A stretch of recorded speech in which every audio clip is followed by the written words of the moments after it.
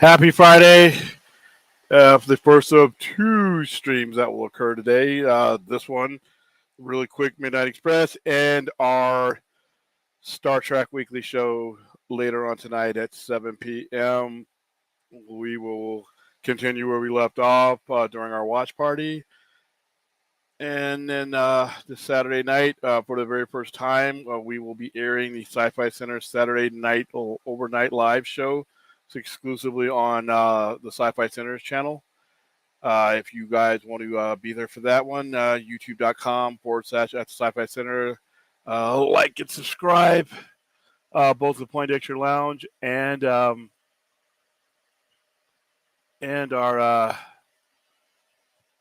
channel there. I'll go ahead and put that in the chat for you. And there you go. All right. So this is the Midnight Express, one of two platforms. The other one being the semi-overnighter, where we basically exclusively answer whatever questions you guys have throughout the day. The only difference between the overnighter and the Midnight Express is it's really short. Usually it's about anywhere between a half hour and 45 minutes, whereas a semi-overnighter generally is about 90 minutes or more, depending what the topic. Avatar only tonight because allergies are destroying my life today, along with heat. My eyes are nearly swollen shut. I look like Mr. Magoo, and you know I'm a hard look to begin with. You do not want to see me now, nose running and shit. I'm coughing. It's just like I said, 106, 107 out here plus allergies. I don't know where the allergies coming from because we didn't have that much wind, but man, it's been killing me all day. So, how you doing, Ghostly Visitor? Welcome back. I love your avatar. Hi, Aaron. Jacob, what's going on? Top of the morning, actually. Top of the morning, Ray. All right, so let's see. Yeah, I took some Benadryl before I logged on here, about maybe half hour or so before. So I should start feeling the effects here pretty soon. So, yeah, 7 p.m. Pacific Standard Time. So 10 o'clock Eastern Time, 9 o'clock Central Time, I think. No, when it came to the fireworks, as soon as I got off from what I was doing, I came straight into the house and I put on my headset and started just listening to music. And not a big fan of the 4th of July festivities. I mean, other than the free food, I am a big fan of America, and I'm a big fan of celebrating, the Declaration of Independence. It's just like the fireworks. I outgrew that shit as a kid, and the stuff that they use as fireworks now are literally ordnance. The same stuff I used the same stuff I had to be certified and play with the Army are now in the hands of untrained kids and half drunk people who probably shouldn't be playing with explosives. So there you go. All right. So yeah, pretty slow week. I mean, it's been a holiday week. Nothing new to report on the writer strike other than SAG-AFTRA. Looks like they're getting ready to go ahead and strike. I'm getting ready, hopefully, for my trip to Comic-Con in a couple of weeks. The one thing that could jam up my Comic-Con is like the one reason I am going is the fact that because Hall H won't be the circus that it usually is, some of the people who are sponsoring my show, they may decrease their need for help. And that's what I'm going to be down there and doing. So I'm hoping that, the exit of the circus doesn't mean that they need less people now, in which case I might get bumped, but who knows. As of now, July 7th, 12:07 a.m., I am going to Comic-Con for at least 2 days. The hotel situation is actually looking pretty good. The prices are dropping. I think that has a lot to do with the whole fact that, all the studios won't be there. And like I said, I want to go this year specifically because of that, because it's going to be a Comic-Con and not a complete, just utter madness. I mean, I'm not big on Hall H. I never have been. I do not like what Comic-Con has become with the studios being down there. I understand why they're down there, but at the same time, they invented this little thing called YouTube. The trailers hit there, as soon as they hit anywhere. And I'm not a big fan of convention exclusives, whether it be CinemaCon or anything. If you have something to show the general public, show the general public, especially if you're months and maybe a year away. You showing it to 6,000 people exclusively in a room versus millions. What do you think is going to do better business wise? So, never been a big fan of what goes on at Comic Con outside of the pop culture, comic books, toys, cosplay, these type of things. I think it's grown into something that I've just pretty much avoided for a while. But this year, being with the strike and everything else, it presents an opportunity for a comic book geek like me to go down there and actually go down there for what it was actually created for. So, looking forward to it. All right, let's see. How you doing, Tim? Yeah, that's what I've been told that this awesome outdoor and hotel hall events are more fun. Yeah, and a lot of this is I just what, it's just like when I go to wrestling. There's something about being around my fellow wrestling geeks, whether it be sitting watching a pay per view at the store, or when I go down, when I go to an actual event, or when we're online, when I'm watching a wrestling stream and somebody else is putting one on. I mean, I just like being in the midst of those people, and it's the same thing with my geek culture. I just Comic Con used to be where you went down and you just met people. For a business owner like me, I get to meet distributors and get deals and everything, and make contacts. It has turned into something since the mid 2000s that I just didn't want to be a part of anymore. Um, and I started going to more local conventions like Las Vegas. Amazing Comic Con really does a good job with the one they do out here. Some of the other ones that are not as bloated as what Comic Con has become, especially given the infrastructure that San Diego is. It's just not really set up for that. So yeah, I mean, I know the Nerd Queens are going down there. I probably get to meet them in person. There's a lot of people I've got to know through YouTube that might be down there that I get to meet. Plus, just meeting and talking with geeks in general is something therapeutic about that. So, and yeah, there's a lot of outdoor stuff that goes through the Gaslamp District all the way up through. There's like parties and stuff that people throw that back in the day when you go to Comic Con, you could meet some people there, and a lot of the times they would be throwing some kind of party in their hotel room. Nothing crazy, but just geeks. I mean, one year we played Magic. It was a party I got invited to while I was at Comic Con, and the guy gave me his card. They had a large hotel room area, a conference room area. Dude, we just played Magic the Gathering for like an overnight section, and then went right back into con. That's the kind of stuff I'm looking to get back into again. So, how you doing, Ghostly? All right. The only thing that should be exclusive to events like Comic Con should be like merchandise. Yeah, con exclusive, con exclusive. But as far as like trailers and stuff goes, I mean, like I said, just they show you trailers and stuff that only people at the con get to see. I'm like, you're not making your money off of 6,000 people at Comic Con or 10,000 people at Caesar's Palace. You're making your money off the excitement generated by millions. Millions of people are on YouTube. Millions of people are on social media. Millions of people on Instagram. All these places where you can instantaneously put out a product and have everybody at once get excited about it and see it. Great for the people that are there if they want to be in within 100 feet of the stars and the panels and all that. I don't need that. I mean, I've seen my fair share of celebrities. I don't need to do all that. I'm in Vegas. I mean, we get to see them half the time by accident here. And even still, I mean, it's like I want to go down. Like you said, I want to go down to Alex Ross's booth, get some stuff autographed by him. But some of my art, I mean, Todd McFarlane, anybody who's down there with a panel, with a booth, I want to go down. I'll wait in line for that. But as far as like the panels and all that stuff, I have YouTube for that. So, are you on the good drugs right now? Clint's in the hospital dealing with some health issues, and they're giving him magical stuff to get through the pain. So, get well soon, Clint. All right, so let's see. All right, well, thought on James Gunn confirmed Superman Legacy will canonically be David Cornsweet's age. What is he? 33? That's fine with me. I've always been okay with starting a Superman. I want to see. I do like the fact that he's starting Superman without an origin story. We've already seen that. I am going to try to. I haven't been able to do it today because I've had film promotions. We have the last leg. We have another Mission Impossible promotion that I'm doing tomorrow. And this time of year, it's really tough because I open up the store with those promotions.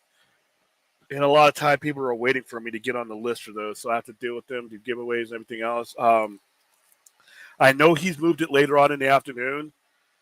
So there's a good likelihood I will be there if it was like it was last time where I was able to jump on towards the tail end. But if it's like right at 11ish or something like that, that's right when I open the store, and I'm usually dealing with customers like right off the bat. So I'm going to do my best to be there because I do enjoy having a conversation with those guys.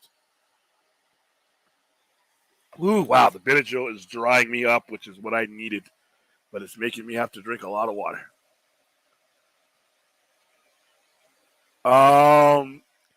The amount of flops that Disney's having, a lot of it is these movies are stacked up. The fact that and it's not just going to be Disney too. They're going to have a lot of problems across the board with all the studios. Money's tight. That's some of the reasons. Disney movies are movies you take your family to, but there's a lot of other movies out there that you can take your family to. And like I said before, with it costing an average $125 to take a family to a movie theater with all the the amenities, there are good movies that you may want to take your family to, but you're going to have to wait for Disney Plus simply because finances. You only have enough resources to do it once within a certain window of time. And by the time you get the resources to see this other movie that you had to cut out, it's already on Disney Plus or on some other streaming service. So a lot of that is they're cannibalizing themselves. The studios, they're putting out these movies, and they really used to have an unspoken word agreement to where there was enough space if there was something, it was a mutual respect so that they weren't doing this to each other.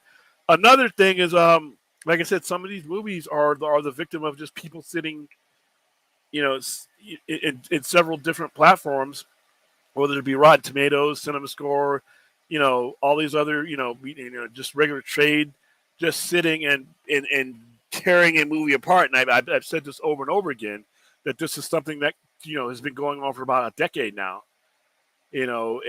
People's reliance on things that really have nothing to do with the movie hurting movies like this. Reviews, a lot of these reviews are coming from people who are never going to see the movie. So with Indiana Jones, a Disney movie, we promoted that movie. And I swear there were people just waiting for that movie to come out. Same thing with The Flash. Same thing with Black Adam. And we've had a culture of people waiting in the bushes for a movie to come out to destroy it. And we have, as a society and as consumers, have to grow up. We have to stop relying on stupid shit like Rotten Tomatoes, Cinema Score, all these other review situations, because at the end of the day, it's your money. Do not, I like I told you guys before, there's been so many times where back in the day when I would listen to a critic or I would listen to them out, some type of thing that I should have ignored, I would say, you know what, I've heard a lot of bad stuff about that movie, and I didn't go see it like a dummy. Then I would see it on a small screen or on a TV or on my computer and be like, wow, this is amazing. I should have seen this in IMAX. I should have seen this in Dolby Surround. And I let some clown who basically has joined the mob culture of destroying movies right out of the chute, or some critic who has different criteria of what makes a good movie for them, I let that person sway my view. And I don't do that anymore. Like I said, I have no use for Rotten Tomatoes. I have no use for, especially recently with Cinema Score. Some of their track record. I just have no use for these things.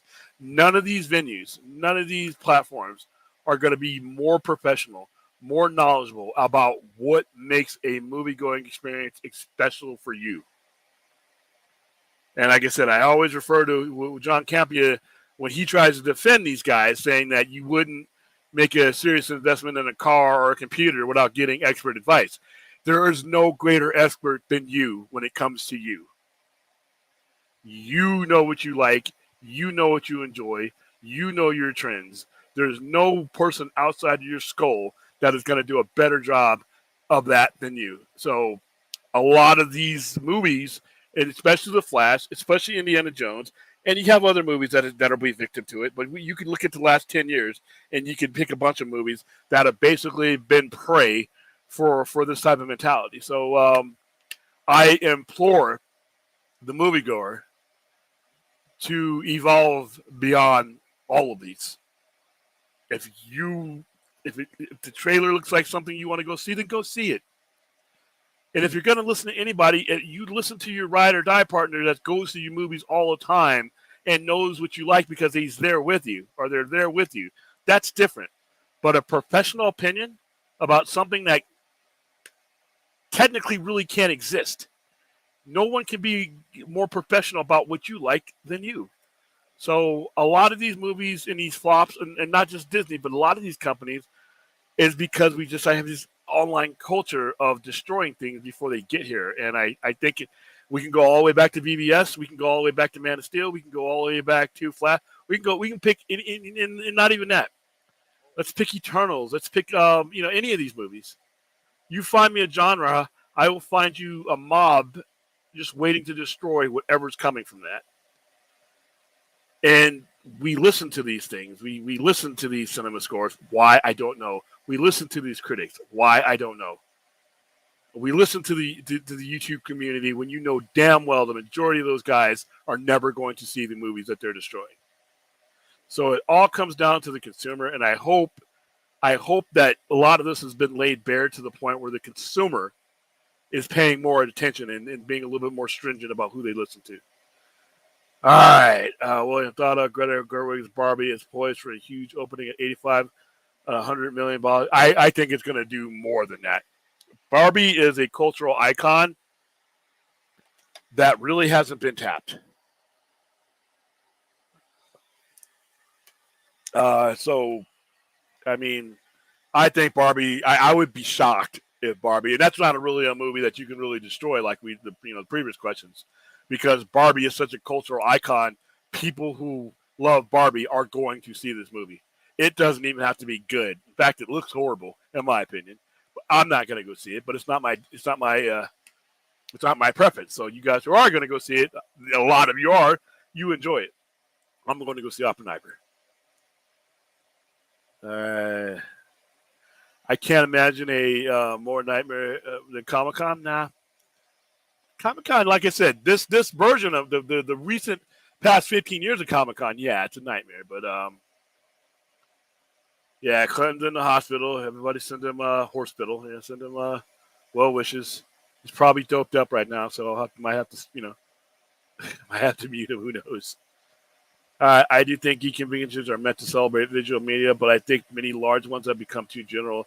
That's why local niche ones are more. Yeah, like I said, you go to when you go to a local one, you it's more narrowed down to they'll have some artists there, they'll have some big names there, but they're accessible. Like when they do the one down here in Vegas, Kevin Eastman is accessible, Tom McFarlane is accessible. Rob Layfield is accessible. When Stan Lee, that's where I met Stan Lee. Stan Lee was accessible. Adam West was due to be there, but he passed away 3 weeks earlier. Burt Ward was right behind me. He was accessible. It's either when you go to these conventions, those type of people are accessible. It's not, and like I said, when you do it here in a lot of these places like New York or Chicago or LA or Vegas, you have out of all San Diego is not a very large city by comparison. Its downtown area is beautiful, but it's not the size of a downtown LA. It's not the size of Vegas. Vegas is designed for this. There is no such thing as a limitation, it's like there is in Comic-Con. If you've ever been to Vegas and you've gone to the Las Vegas Convention Center, you literally could fit San Diego Convention Center inside of the north wing of the Las Vegas Convention Center. It's that huge, and we're never going to run out of hotels here. That's what they do here. So who knows? All right, William. Simu Liu says Shang-Chi 2 was meant to be released after the Avengers Kang Dynasty. However, odds that it keeps being pushed back, circumstances beyond. Like, well, yeah, you have writer strike, you have the Jonathan Majors situation that they have to wait to see get resolved. But that's one of the bad things that you have when you do have a connected universe. At this point, everything is happening in sequence, so one thing can affect the other. So it's part of the business. Corset 28. Let's see. I know in comics, depending on who is writing them, Superman becomes Superman, and it depends on what narrative. He could start at. He will be 30 tomorrow. Oh wow, David Packard Cornsweet.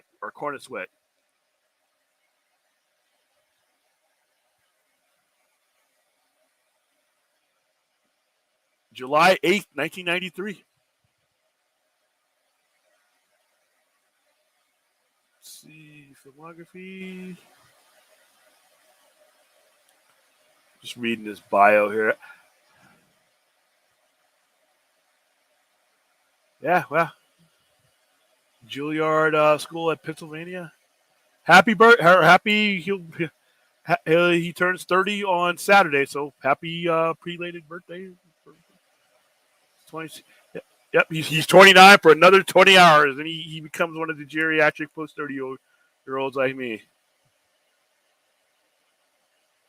Yeah, you're right. He will be 32. Yep, so perfect for me. Perfect age. We have an amazing Comic-Con. We have it out here every year. I mean, they missed it 2 years in a row with COVID, but it's out here. It keeps growing, So, but it's not as big as Comic-Con is. But I knew a while back, Vegas was trying to get Comic-Con, and San Diego fought tooth and nail to keep it, and they ended up keeping it. But like I said, sentimentally, San Diego Comic-Con, it being in San Diego, is legendary. But realistically and operational wise, Vegas was designed for the things that San Diego cannot do. You could make a lot more money for your nonprofit if you don't have to, limit things. Now you look at Hall H can only fit 6,000 people. We just did CinemaCon here, and I think there's 10,000 people that can fit in Caesar's Palace there, and we have movie theaters and theaters everywhere within a vicinity. And you could do it at the convention center, but the convention center has a huge ballroom that can fit way more people than Hall H. I mean, if any of you have ever been to the Las Vegas Convention Center, which would most likely be, you would see what I'm talking about. It is a massive complex, and they just added to it, and it keeps growing. So, and it's right in the midst of all the hotels. It's right down the street from the Strip, or right off the Strip on Paradise. So like I said, we fit 500,000 people in this city, guests and tourists, on New Year's Eve, and we don't run out of hotel rooms. And that's like almost twice as many people, more than twice as many people that are ever at Comic-Con. So we literally have the infrastructure to do something twice the size. But you know what? Like I said, everybody is like, it's such a, we can't take Comic-Con out of San Diego. It's meant to be there. And I'm like, you know what? Vegas was literally a city built for what Comic-Con is. San Diego, downtown San Diego, it isn't. Whenever you have to have a lottery and how a lot of the people can't even get in because of the fire marshal limiting how many people can go in there, that just doesn't happen here. We're about to host the Super Bowl here in Vegas. WrestleMania is here in Vegas, in a couple of years. We've hosted SummerSlams here. You can do that stuff in San Diego, but you also, you don't have it in close proximity, and it's just a matter of like I said, you compare the infrastructure that is downtown San Diego to what Vegas is designed to be. It's just a different animal. All right, William, thought on Chad. I'm not going to pronounce his name. Says they shot an alternate John Wick 4 ending where John Wick actually appeared in the end. Audience tested. I did not hear about this, so can't really answer. How's the water conservation right now? I want to mentally prepare it. I found out the wildlife's finding haven in homes needs preparation. Yeah, you got to deal with some coyotes. You know, they're not too bad. You just got to watch out if you got small dogs. Water conservation is getting better because of the drought. It's become a serious thing. You know, they were talking about the water levels that are raising at Lake Mead and how it was helping all the businesses. So we're doing better at it, but like I said, we are still in the middle of a drought. It's going to take a lot more to get us back to where we need to be, but you know what? We're navigating through it. Thank goodness for the streaming. This place would be a nightmare without it. Cool. Thank you. I'm glad I could break up the monotony. You talked about finishing the Snyder Works by using Kingdom Come as a template, but even without the current situation, you think Zach will gravitate towards Kingdom Come in general? I don't think Zach will. I think James Gunn will.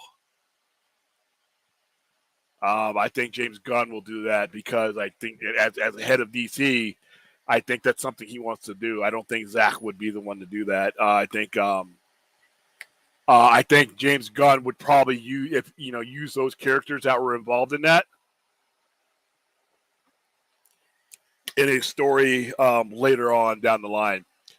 As I've expressed, explicitly in a couple of streams back or a couple of Saturday night shows back, I think they should have started out that way in order to resolve this particular universe. And I think it would have saved them the loss of a lot of money. I think there's a way they could have done it, and I explained it in great detail. I think there's a way they could have done it and made the remaining movies mean a lot more and been a lot more of an attraction going towards what he's about to do. And I think it would have left the general public with the last time that they see these characters with a more positive memory in their mind instead of the jumbled mess that they got. William thought and James Gunn said Superman Legacy will be a workplace origin story. That's great. Workplace origin story. I mean, I don't know. I'm not thinking he means the Daily Planet, but who knows. Yes, hit the like button for both the Point Diction Lounge. Enos is coming back soon. I don't have any details for you. We will basically, things are getting closer. So whenever he's on the air, depending on what his streaming schedule will be, that will dictate what we do on this particular channel.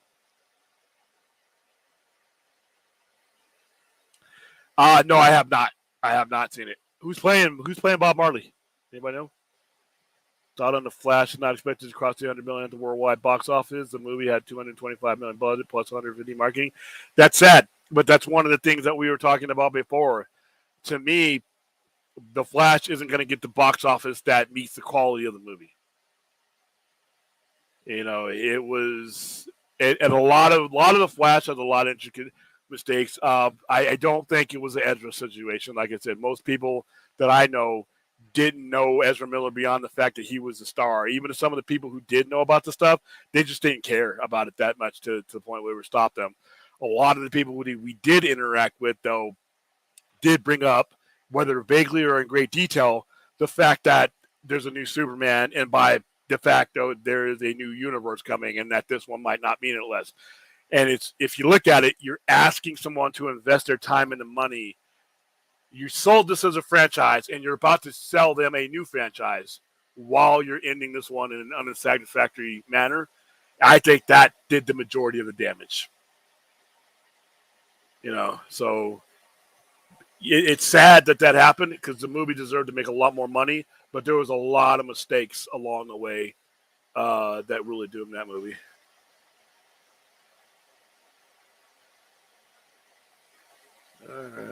How you doing, Vince? Left us hanging last night, man. You knew we were going to sabotage ourselves. William thought of Matt Reeves says the film industry is a very challenging state created. Yes, he is 100% correct. And a lot of it is because even though they'll tell you one thing that they value the movie going experience and all this, a lot of these studios have streamers. And like I said before, getting your product onto a platform where you reap the majority of the benefit or of that a lot more than you're getting now is paramount to these guys. I even before the Flash release, to be honest with you, and you can go back and see where I said this. I think that the Flash was headed to PVOD as soon as they could get it there. I think Blue Beetle is headed to PVOD as soon as they can get it there. I think Aquaman, and it's because there's no middlemen. And I said this weeks, and I've been saying this for about a year. And even after David Zaslav got on and in front of that audience and said that at CinemaCon, saying that, we're never, we support the movie going experience and we're not going to do all this and that with streaming.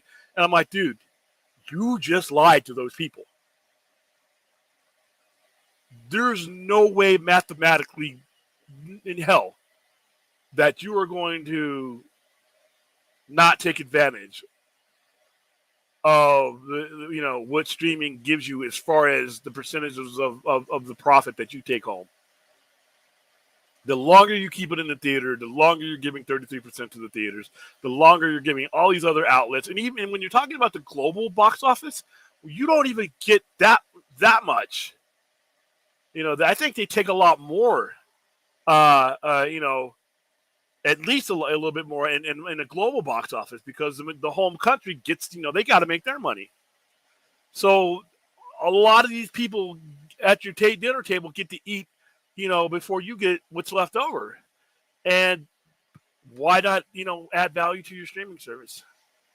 Because retention, and he said something about there's no proof that spending hundreds of millions of dollars on streaming stuff leads to more subscribers. It doesn't have to. You're going to get to a point where you have all the subscribers you're going to get at a certain rate. Retention is what's important.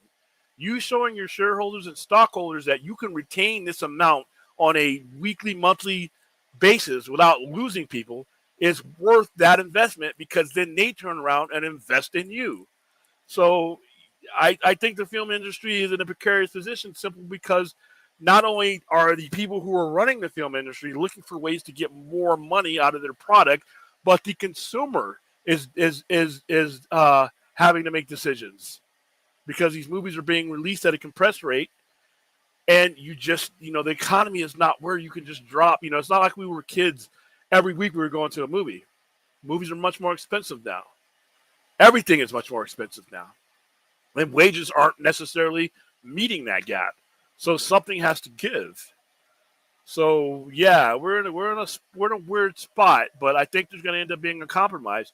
You're going to see these movies coming in 30-day windows, bam, get it on streaming. And the people who figure out that you have to make those hundreds of millions of dollars investments in your streaming content are going to be the people who come out on top. All right. The Universal film, they don't really do much when it comes to this one. I don't know. I think Oppenheimer is what it is in regards to the appeal. Because it's going to appeal to people who have a thirst for history and people who like Nolan's movies. I don't know if there's anything that you could do to really, because we're promoting Oppenheimer and there's not much you can do. It's probably it's not going to make much money as Barbie. But it's one of those movies that when the Academy Award and the Golden Globe and all these things come around, it adds prestige to your studio when you get movies like what Oppenheimer is going to be nominated for Academy Awards. What's the and the budget's $100 million, so they're gonna make their money. They're gonna make they found a way to make $100 million movie with nuclear weapons in it, with a cast that has Emily Blunt, Matt Damon, Robert Downey Jr., Florence Pugh, and Christopher Nolan directing it. So they really don't need to, and I think it's going to make its money back But once again, this is one of those movies that you're going to look for at the end of the year as being nominated for, director and all that. Lloyd Kaufman is super accessible. He was a credible genius for his time. Yes, he was. Yes, he was. And I was so happy to have him out here. And like I said, I am one of the coolest things that I have is our relationship with Troma. Yeah, a lot of downtowns that are not. San Diego is a major city, but it's nothing compared to like an LA or a New York as far as the square mileage of downtown area. And then Vegas is not a huge city either, but the entirety of Vegas is dedicated to this. You know, it was designed for outward tourists to come in. San Diego has tourism, yeah, but it's not the same as it is in Vegas, where that is the business. That the infrastructure was for tourists, almost entirely. So, yep, early happy birthday to our new Superman. William, thought on Mission Impossible: Dead Reckoning Part 1 is already certified fresh. I don't care about Rotten Tomatoes. However, I sent a group of people tonight, and this is where I hate being as busy as I am and not feeling all that great. I did not go to a movie that I really, really want to. I love every Mission Impossible movie. I think every Mission Impossible movie has gotten better, with each one. And the people that I did see that are getting back to me are along the same line. They say it's great. I cannot wait to see this movie. Tom Cruise, happy 64th birthday. I will find whatever spell that was cast on you, whatever chemical that you added to your blood, whatever sarcophagus you sleep in that gives you your powers of immortality and the abilities at 61 to hang off of planes, jump over cliffs on bikes, jump out of planes, or parachute at high altitude. I'm going to find out. And when I get it, I'm going to be the next Tom Cruise. Damn it. I'm a cougar. Oh, jeez. Don't say that. You're not that old. Unless you go hunting for like 19-year-olds, then yeah, you're a cougar. Well, okay. I remember saying this. I can't remember what brought this up. But yeah, if you start hunting teenagers, yeah, I don't want to give your age on YouTube, but you got some time before you become a legit cougar. Then you get to have fun. Let's see. I bet hotels make their whole year doing this convention. Yeah, that's exactly like I said. And it would be it would be a blow to San Diego. I don't want to hurt San Diego because I know it will be a blow to them to lose that. It's huge. However, if you take away the sentimental and emotional ties to it and the history of it, and you just think about logistics, it's a no-brainer. The conversation's over in 2 seconds. What Vegas can do as far as hosting conventions and versus what that area in San Diego can do, it's not even a competition. The only thing San Diego would have going for it is the history. Oh, it's hundreds of millions. William, thought on a Grinch horror movie titled The Mean One releases on digital platforms October 3rd after a whole year after it was announced. I'm looking forward to it. You know that all I want to do is destroy the childhoods of people who love these movies. Sorry. Blue Blood and Honey set the blueprint.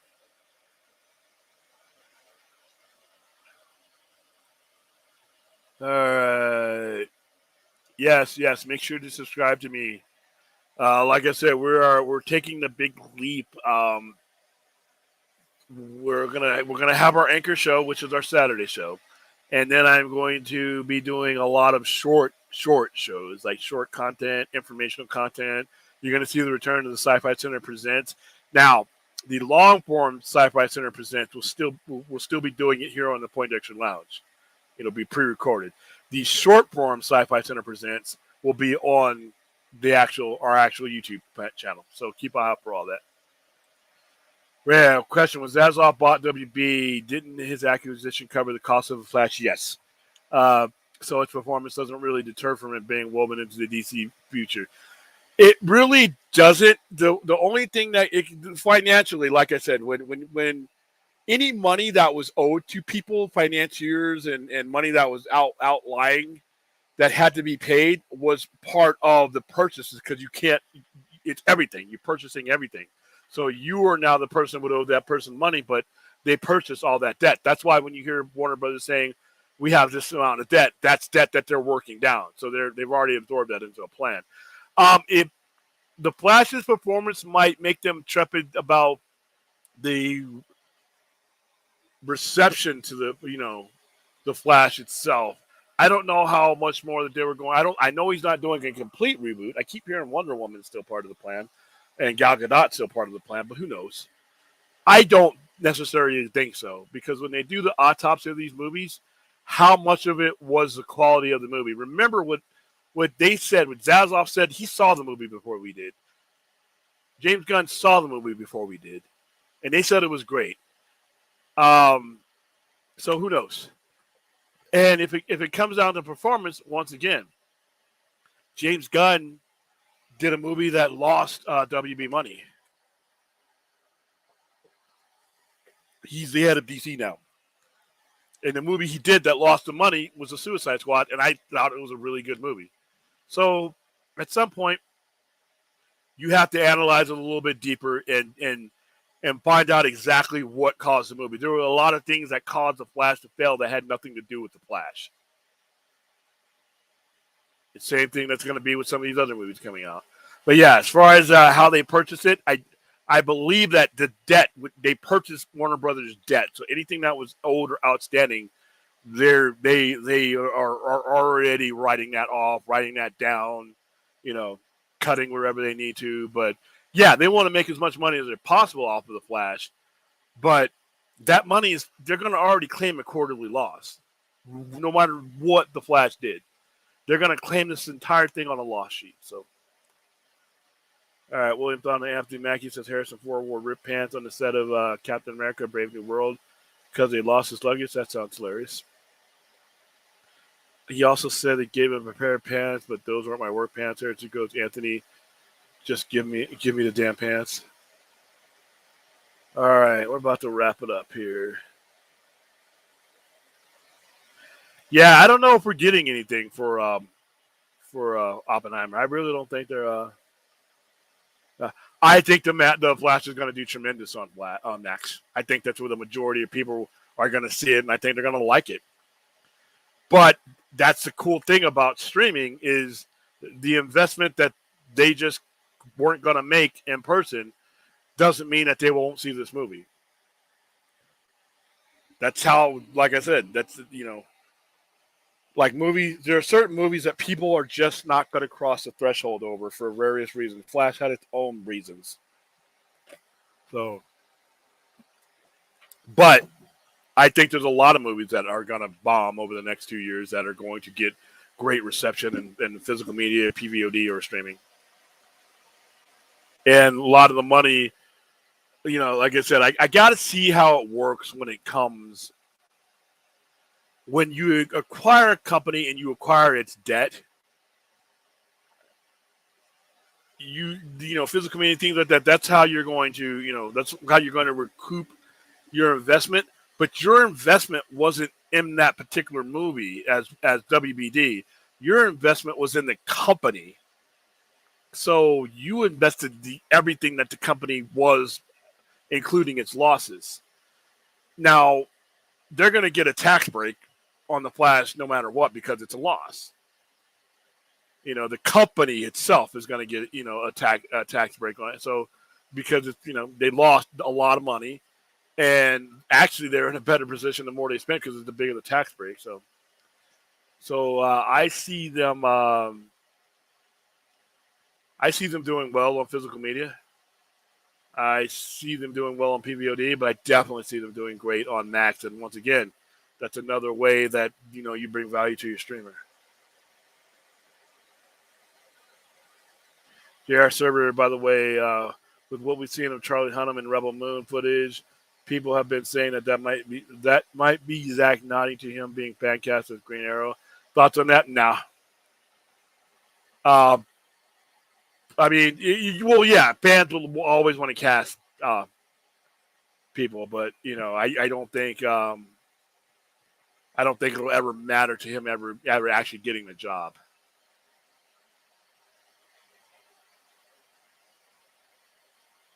But fan casting is just kind of weird because when people do fan casting, they're not using the same criteria that a filmmaker is doing. Who's 64?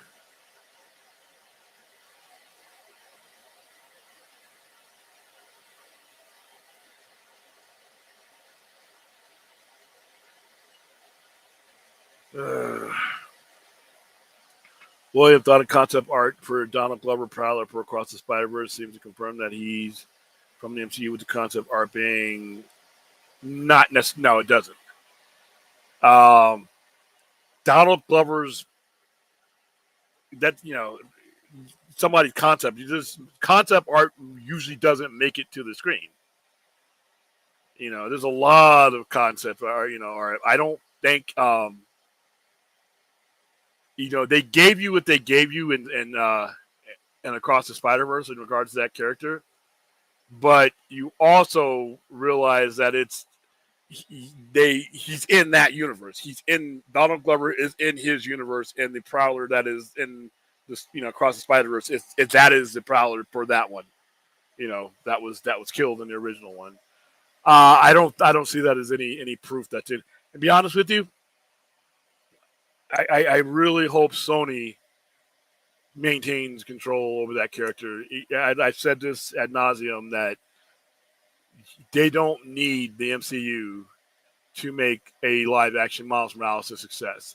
And you'll get a lot of the Marvel drunk guys that will point out, well, look at Amazing Spider-Man 2. No live action Spider-Man, regardless to who has made it, has made less than $700 million at the box office. And if you take adjusted dollars for some of these ones that were released years ago, that's even more money. They have proven that they can tell a Spider-Man story absent all the clutter that has become the MCU. So I don't think that's any indication that that we'll see that reality. I think Sony needs to maintain control over that. They need to be the ones telling the stories when it comes to Miles Morales. And I don't see any indication that they wouldn't be. Yeah. I've known that from the start, so I think it's cool. I think the inspiration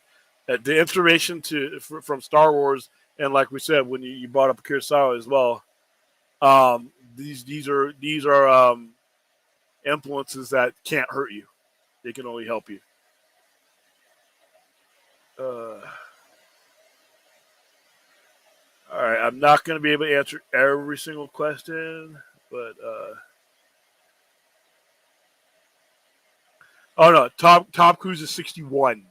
61. He turned 61 on the 4th of July.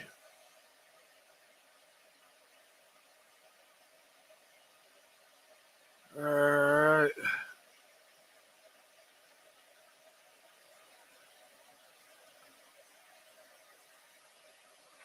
All right, he says it was Seven Samurai in Space, which is Kurosawa. Where a lot of those Kurosawa films, I was like, I don't want any of your characters. It should be rated R. Yeah, I mean, because you can't. Star Wars is for the most part, accessible to all ages. Uh, Rebel Moon looks like kind of gritty, kind of violent. It's one of the reasons why Watchmen was created. They, with Alan Moore was going to do the mainline characters. DC was like, no, we'll give you some of these, characters. You create your own characters. You do whatever you want. They can be inspired by ours, but we don't want you, given the nature of your story. So yeah, I'm glad that he's doing his own thing. All right, guys, that's about it. We've gone for 52 minutes. So Midnight Express is achieved its goal. I will be back on the air later on this evening to do our Star Trek weekly show, 7 p.m. Pacific time. And that will be both on the Sci-Fi Centers channel and Point Action Lounge, and then exclusively on the Sci-Fi Centers channel, which is right beneath my little avatar here, youtube.com/@the-Sci-Fi Center. Make sure you like and subscribe there. And we will be doing our Saturday overnight live show, 9 p.m. Pacific Standard Time. I haven't got the guest list lined up, but by that point in time, we should have plenty to talk about. Probably bringing some merchandise, probably bringing some guests and film reviews, but it'll be our usual shindig. Pretty sure you guys enjoy it. So, all right. So the Benadryl is starting to set in. I'm starting to see two of me on my avatar screen, so that means it's time to go. All right, guys. Have a great start to your weekend, and we will see you later on this evening.